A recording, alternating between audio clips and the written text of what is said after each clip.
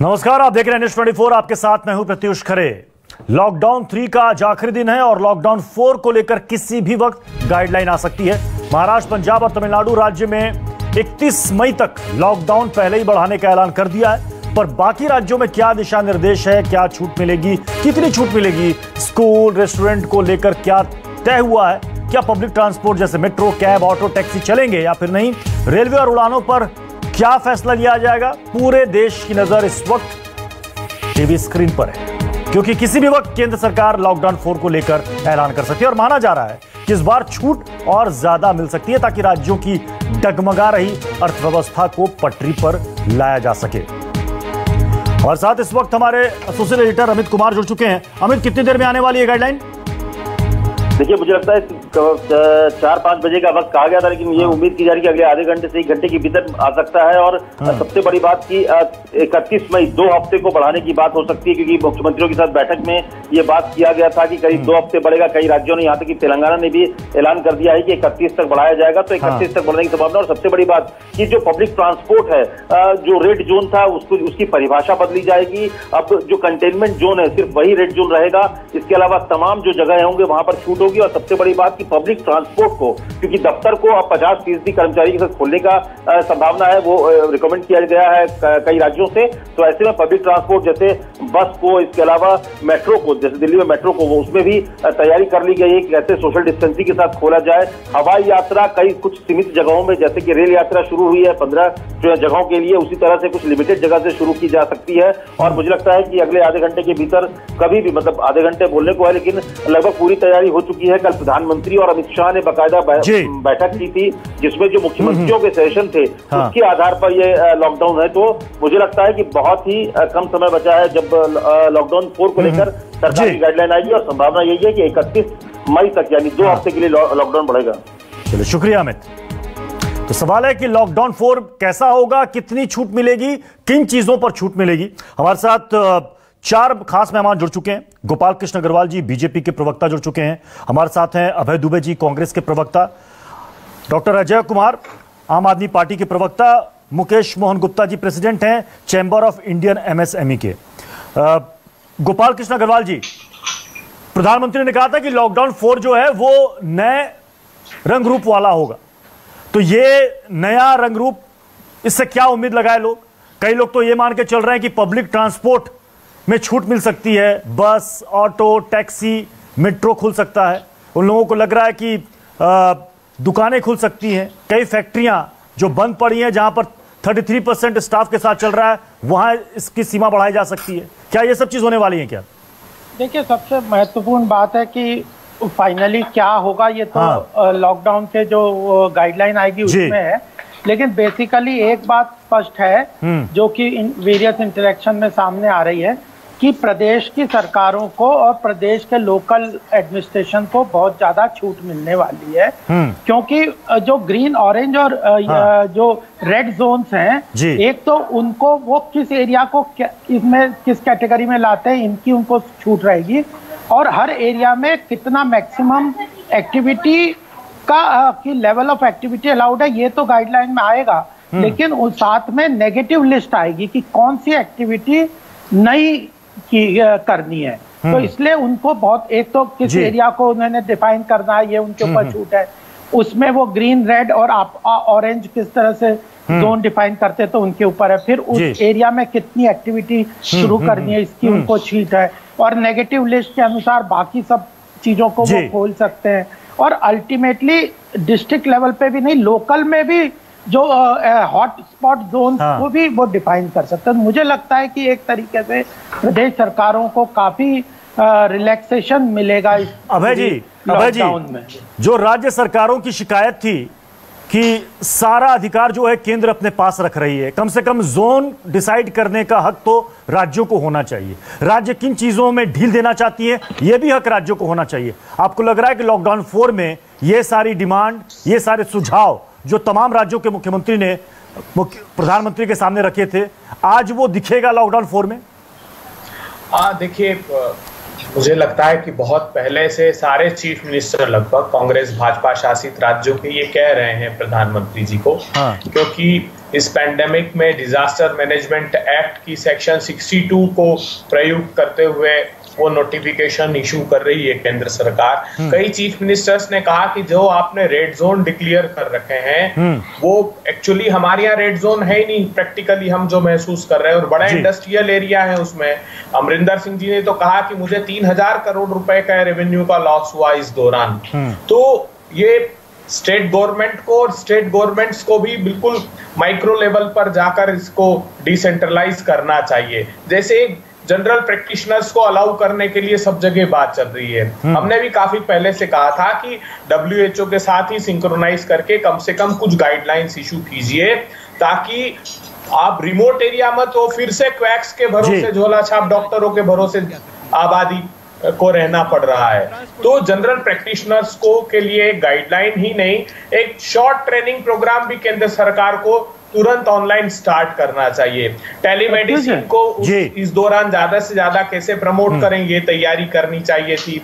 Street vendors जो रोज अपनी आजीविका कमाकर खाने वाले लोग हैं, क्योंकि ये देखने में आया कि राज्य और केंद्र सरकारें उतना फैसिलिटेट नहीं कर पाई, उनकी आजीविका को लेकर उतनी गंभीरता से प्रयास नहीं किए। हमने अभी पैकेज में भी देखा कि कोई राहत मिलती हुई उनके लिए दिखाई नहीं दी, तो कम से कम वो अपनी आजीविका प्रारंभ कर पाए। ऐसे स्टेट गवर्नमेंट को पूरी तरह आजादी होनी चाहिए और कंटेनमेंट एरिया को फोकस करना चाहिए। अब पूरे जिले को गोपाल जी कुछ रिएक्ट करना चाहते हैं? बंद हो जाता। गोपाल जी देखिए, अंग्रेजों ने एक राय बहादुर बना रखी थी पोस्ट, जो जिनका काम था राय देना। अब प्रदेश सरकारों का राय देना, अरे प्रदेश सरकारों को अपने लेवल पे हमारे फेडरल स्ट्रक्चर में मैक्सिमम जो काम है आउटरीच का, सोशल जस्टिस का, सोशल एम्पावरमेंट का, वो प्रदेश सरकारों के हाथ में है। तो प्रदेश सरकारों को अपने क्षेत्र में काम करना चाहिए। अजय जी से मैं कहूँ, दिल्ली में क्या हालत हो रही है? क्या मोदी सरकार को अंग्रेजी सरकार बता रहे हैं? गोपाल जी राय बहादुर बने, गोपाल जी मोदी सरकार को अंग्रेजी सरकार निरूपित कर रहे हैं। आप लोग राय बहादुर बने रहते हो, मोदी सरकार अंग्रेजी सरकार हो गई। अरे अजय जी, दिल्ली में क्या कर रहे हो आप? भाजपा क्या कर रहे हो? सरकार के खिलाफ खड़े हो गए। बेकार की बातें, बस राय देते रहना। काम ग्राउंड पे क्या कर रहे हैं आप लोग? किस तरह से दिल्ली को मिसमैनेज कर रखा है? जानते हैं आप? हाँ, आपको जमीन पे रहकर जो आपके पास लॉकडाउन को प्लान करना चाहिए था, आपके पास टाइम था। 10 मार्च को इटली ने लॉकडाउन कर दिया था। चाइना का एग्जांपल आपके पास पहले से था। आपने कोई प्लानिंग नहीं की। अभी जो पैकेज अनाउंस किया उसका क्या हाल किया है? पलायन करने वाले मजदूरों के लिए अगर आपने खाने पीने रहने की व्यवस्था की होती है।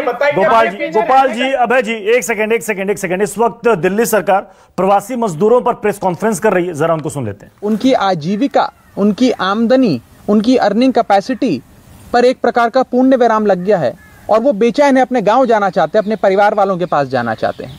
वो आज भारतीय जनता पार्टी से 4 सवाल पूछना चाहते हैं। वो औरत जो पिछले 3 दिनों से लगातार चलती जा रही है, सामान ढोए चलती जा रही है अपने गांव की ओर, क्योंकि उनके लिए ना बस का इंतज़ाम है, ना ट्रेन का इंतज़ाम है। वो गरीब औरत, वो मजदूर जिसकी जेब में पैसा नहीं, जो चलती जा रही है, उसके पाँव में हुए छाले आज भारतीय जनता पार्टी से पूछते हैं कि क्या हम मानव नहीं हैं? आज वो व्यक्ति जो बीते 7 दिनों में 325 किलोमीटर चल चुका है, अपने मूल राज्य की ओर चला जा रहा है, अपने 6 साल के बेटे को अपने कंधे पे बिठाए, उसके थके हुए कंधे आज भारतीय जनता पार्टी से पूछते हैं कि क्या हम इस देश के नागरिक नहीं हैं? आज वो 6 साल का बच्चा जो चल चल के थक गया और अपनी माँ के सूटकेस पर सो गया, उसकी आंख लग गई। वो 6 साल का बच्चा जो थक टूट कर अपनी माँ के घिसटते हुए सूटकेस पर सो गया, आज उस 6 साल के बच्चे की नींद से भरी आंखें भारतीय जनता पार्टी से पूछती हैं कि मेरा अपराध क्या है। आज वो श्रमिक जो महानगरों में आया था अपने रोजगार के लिए, आज जब वो श्रमिक हजारों किलोमीटर का सफर तय करने के लिए चला जा रहा है, चला जा रहा है, चला जा रहा है, उसका इस धूप में चल चल कर गला सूख गया है। उस श्रमिक का सूखा हुआ गला आज भारतीय जनता पार्टी से पूछता है कि क्या इस देश में गरीब की जान के कोई मायने ही नहीं है। ये 4 सवाल सीधे तौर पे कोई राजनीतिक दल नहीं, कोई राजनीतिक दल का प्रवक्ता नहीं, बल्कि वो गरीब मजदूर, वो प्रवासी श्रमिक जो आज अपने मूल राज्य जाना चाहते हैं या सफ़र तय कर रहे हैं, उनकी दिल की आवाज़ है। ये उनके सवाल हैं, ये हमारे सवाल नहीं हैं। क्या इस देश में आज अमीर की जान की कीमत है, गरीब की जान की कोई कीमत नहीं है? क्या भारतीय जनता पार्टी केवल अमीरों के लिए काम करेगी? क्या भारतीय जनता पार्टी आलीशान जहाज़ केवल अमीरों को हिंदुस्तान सही सलामत लाने के लिए लगाएगी? क्या भारतीय जनता पार्टी बसें, बड़ी बड़ी गाड़ियाँ, बड़े बड़ी ट्रेन, यहाँ तक कि जहाज़ उन गरीब मजदूरों के लिए नहीं लगा सकती? क्या ये मजदूर हमारे देश का हिस्सा ही नहीं है आज? क्या इन मजदूरों का हमारे देश के निर्माण में कोई योगदान ही नहीं है? आज बीते कुछ दिनों में जो दृश्य हम सब ने देखे हैं, पूरे देश ने देखे हैं, वो दृश्य भारतीय जनता पार्टी की गरीब विरोधी मानसिकता का दृश्य है जो आज पूरी तरीके से देश के सामने है।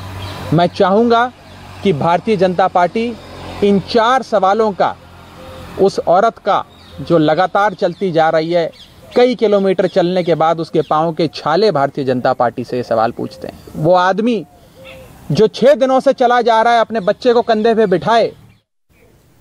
तो ये आम आदमी पार्टी की प्रेस कॉन्फ्रेंस थी प्रवासी मजदूरों के मुद्दे पर, जिसमें वो बीजेपी से सवाल कर रही है कि इन गरीब मजदूरों को जो दर्द सहना पड़ रहा है, जो मजबूरी लाचारी उनको सहनी पड़ रही है, इसके लिए बीजेपी जवाब दे।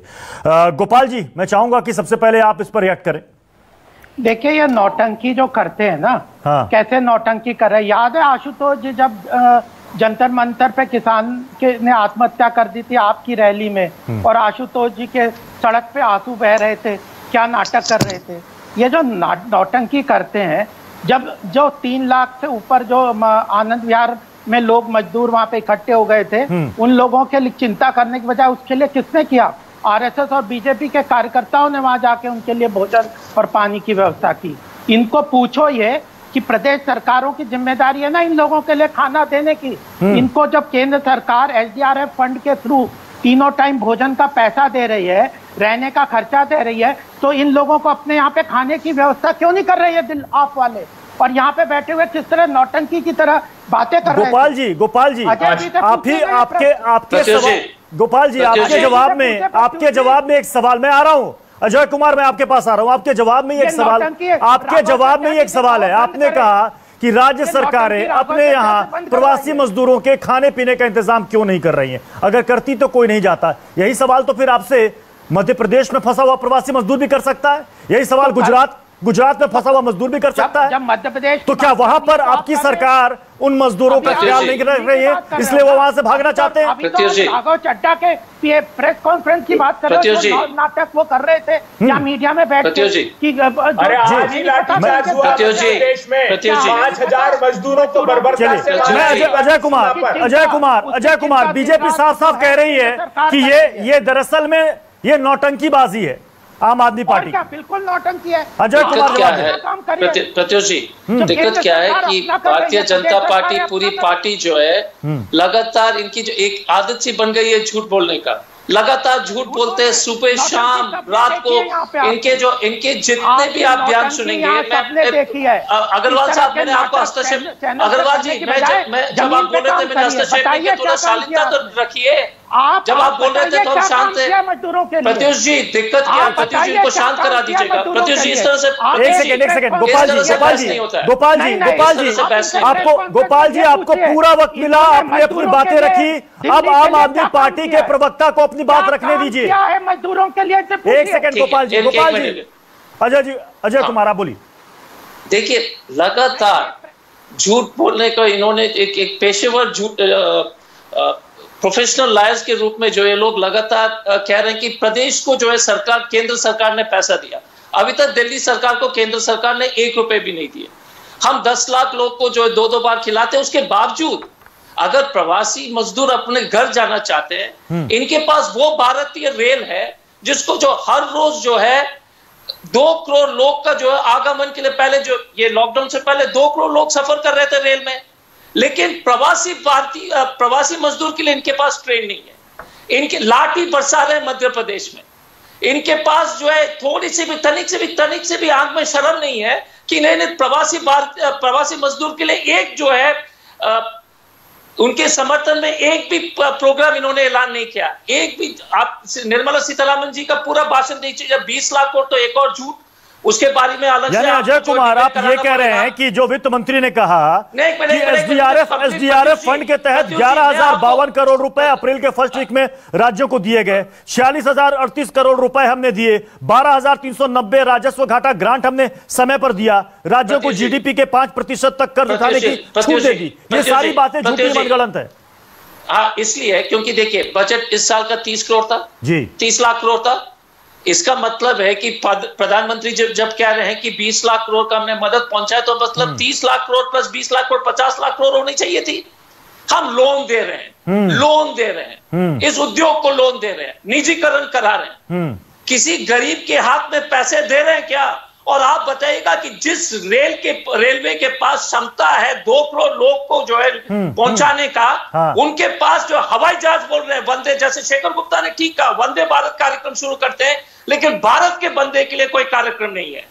और इस देश के इतिहास में आजादी के बाद इतनी क्रूर सरकार, लगातार लोग कट रहे, मर रहे हैं। मजदूर क्यों मर रहे थे रेलवे ट्रैक पे? क्योंकि पुलिस रोक रही थी, इसलिए रेलवे ट्रैक से चलना पड़ा। नदी से होते हुए जो है नदी के तट से होते हुए चलना पड़ा, और छाले पड़ रहे हैं, बच्चे मर रहे हैं, और इनके जो तनिक से भी आंख में शर्म नहीं है, और 1 रुपए का व्यवस्था नहीं कर रहे हैं। ये कह रहे हैं कि हम मनरेगा में डालेंगे। और आपको याद होगा कि मनरेगा के बारे में जो प्रधानमंत्री जी से लेकर के वित्त मंत्री जी ने क्या क्या नहीं कहा।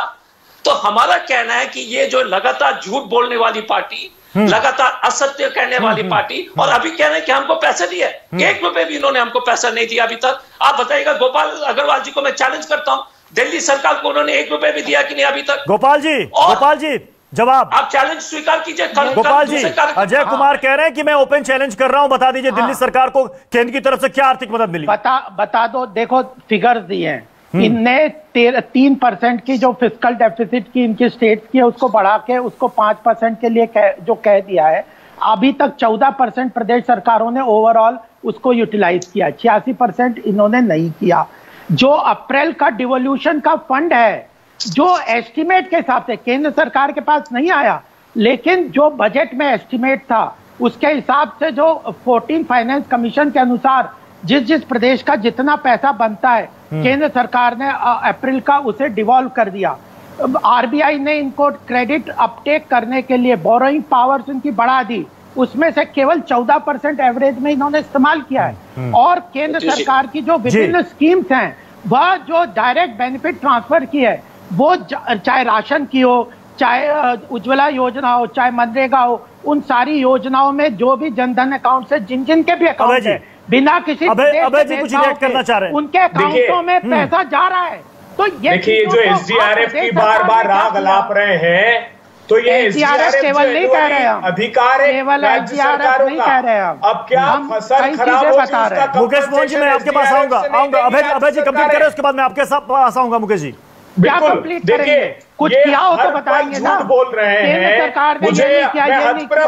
आप ये बताओ ना, आपने क्या किया? आपने कहा कि हमने मुद्रा योजना के तहत आपने क्या किया? 1500 करोड़ रुपए दिए 3 करोड़ लोगों को, 500 रुपए एक उद्योगपति को राहत देते हुए 2 महीने तक उनका रोजगार छीना। मनरेगा में प्रोविजन है, मनरेगा के एक्ट में कि अगर सरकार काम नहीं देगी तो उसको कंपनसेशन देना पड़ेगा मजदूरों को।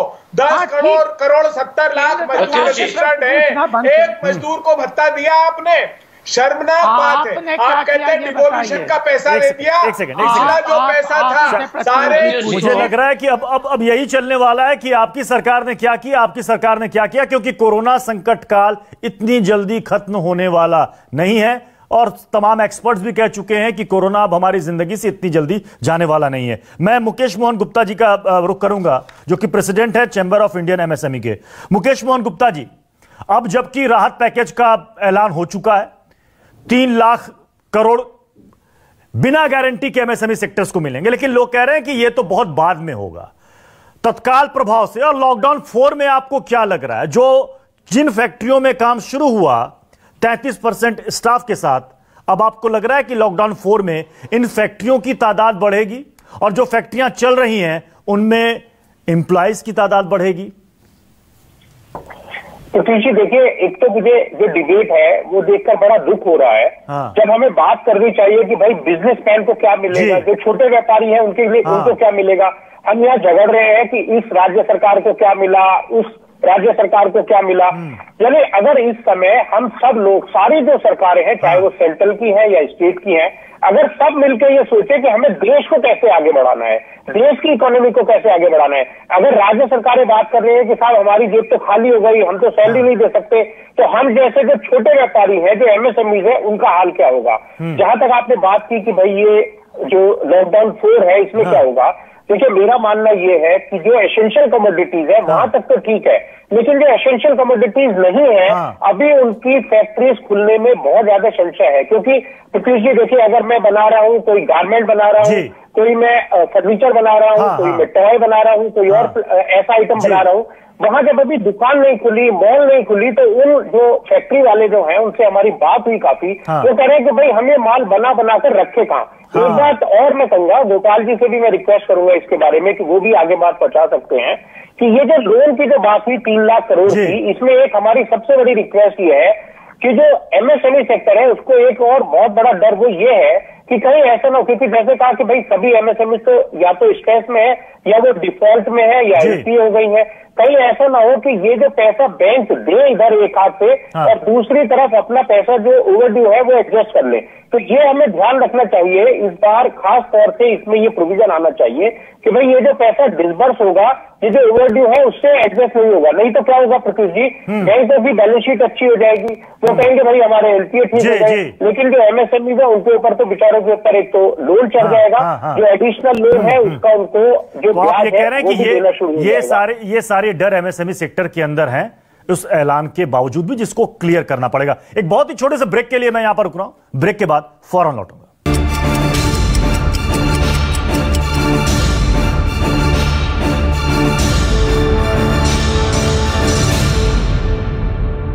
तो हम चर्चा कर रहे हैं कि लॉकडाउन 4 में किन किन चीजों की छूट मिल सकती है, क्योंकि कुछ ही देर बाद लॉकडाउन 4 की पूरी गाइडलाइन जारी हो सकती है। अजय कुमार जी, मुख्यमंत्री ने लोगों से सुझाव मांगे, उसको लोगों के सामने रखा, सरकार को भी सुझाव दिया, केंद्र सरकार को, कि हम ये चाहते हैं। और जैसा कि गोपाल कृष्ण अग्रवाल भी कह रहे हैं कि इस लॉकडाउन 4 के गाइडलाइन में ये चीजें दिखेंगी जो राज्यों के मुख्यमंत्रियों ने अपनी चिंता जताई और जो राय रखी है। दिल्ली कह रही है कि हम कुछ आंशिक रूप से मॉल खोलना चाहते हैं, मेट्रो को शुरू किया जाना चाहिए, कई दुकानें खोली जानी चाहिए एसेंशियल सर्विसेज के अलावा। क्या अगर पूरी छूट मिल गई तो दिल्ली, जिसके तमाम जिले अभी भी रेड जोन में है, क्या वो इसके लिए बिल्कुल तैयार है, सारा मैकेनिज्म तैयार है? देखिए, इसीलिए तो मुख्यमंत्री जी ने कहा है कि आप दिल्ली को जो है धीरे धीरे खोलने की आवश्यकता है, क्योंकि हमारी तैयारी पूरी है। हमें मालूम है। देखिए एक चीज है प्रत्युष जी, इस देश में जिस तरह से अभी तो सिर्फ प्रवासी मजदूर की समस्या हम लोग को दिखाई दे रहा है, अब जो है अब अगला बारी होगा मध्य वर्ग का। जितने भी कंपनी में काम कर रहे हैं, सॉफ्टवेयर इंजीनियर्स हो, कंपनी में जो काम कर रहे हैं, उनकी तनख्वाह देने के लिए कंपनी के पास पैसे नहीं रहेंगे। और जो आज जो आर्थिक मंदी हम लोग इस देश में देखने वाले हैं, यदि उसको उस चुनौती को हम समझेंगे नहीं, हमारे इससे पहले एमएसएमई के जो अध्यक्ष जी ठीक कह रहे थे कि वो जो पैसे दे देंगे उसके बाद लोन से एडजस्ट हो जाएगा। एक चीज याद रखिएगा कि ये एमएसएमई स्टिमुलस भी ये लोन है, ये जो कोई ग्रांट नहीं है, लोन है, आपको बाद में देना, जो भी होगा कैश फ्लो आपका सुधर जाएगा। जो लेकिन जब धरातल पर इसको जब हम देखेंगे तभी हम उस पर जो है ठीक तरह से टिप्पणी कर पाएंगे। लेकिन वर्तमान में दिल्ली में सबसे बड़ी चुनौती क्या है कि पिछले महीने हमने सिर्फ 350 करोड़ एकत्रित किया था अपने जो है कर के आधार पर, और 4000 करोड़ हमारी जो है कर होनी चाहिए थी, कलेक्शन होना चाहिए था। तो आप देख लीजिएगा हमारे पास तो दवाई, डॉक्टर के तनख्वाह, नर्सेज के जो कोरोना में फ्रंट जो कोरोना के साथ कोरोना के लड़ाई में सबसे आगे हैं, इस बात को आप भी अच्छी तरीके से समझेंगे।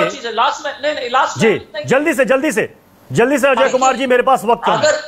अगर आप बोलते कि स्टेट को कि आप अपना जो है विड्रॉल लिमिट बढ़ा दीजिए, हाँ, इससे सिर्फ ये विड्रॉल, हम तो लोन लेंगे ही सर, प्रदेश सरकार लोन लेगी, लेकिन हर एक प्रदेश सरकार केंद्र सरकार से पैसे मांग रही है, पैसे आप दे दीजिए। क्योंकि गोपाल जी अब ये तो मान के चलिए कि ये चुनौतियां कम नहीं होंगी, ये बढ़ती जाएंगी। और सबसे बड़ी चीज है राजस्व की, वो ऐसा नहीं है कि छड़ी घुमाने से राजस्व कल अचानक से पेड़ से भरभरा कर पैसे आ जाएंगे, ये आपको जनरेट करना पड़ेगा। जब तक छूट उस तरीके से नहीं मिलेगी कैसे होगा, कब तक आर्थिक पहिया जाम रखा जाएगा?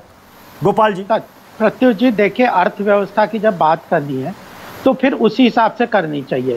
हमने 20 लाख लगभग 20 लाख करोड़ से ऊपर का पैकेज अनाउंस किया है और कहा है कि प्रदेश सरकारों को जो डिवोल्यूशन का पैसा है एस्टिमेट के बेसिस पे, कलेक्शन के बेस पे नहीं, जो बजट में एस्टिमेट था उसके हिसाब से अप्रैल का पैसा ट्रांसफर कर दिया और उनको एक्सटेंडेड बोरोइंग वगैरह की लिमिट दे दी है।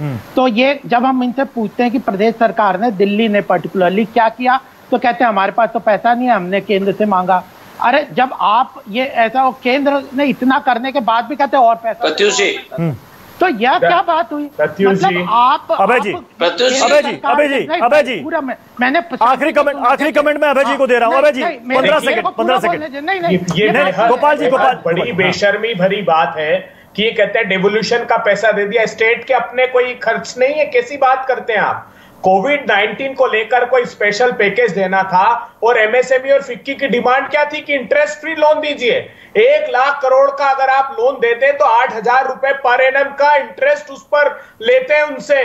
तो ये 3 साल के लिए अगर 3 लाख करोड़ रुपए तो 24,000 करोड़ रुपए आप कमा रहे हैं उनसे, आप उनको ग्रांट नहीं दे सकते। चलिए समय खत्म हो रहा है। आप सभी मेहमानों का बहुत बहुत शुक्रिया, गोपाल जी, अभय जी, अजय कुमार जी और मुकेश मोहन जी हमारे साथ जुड़ने के लिए। एक छोटे से ब्रेक के लिए आप रुकना पड़ेगा, ब्रेक के बाद भी खबरें जारी हैं, आप बने रहिए न्यूज़ 24 के साथ।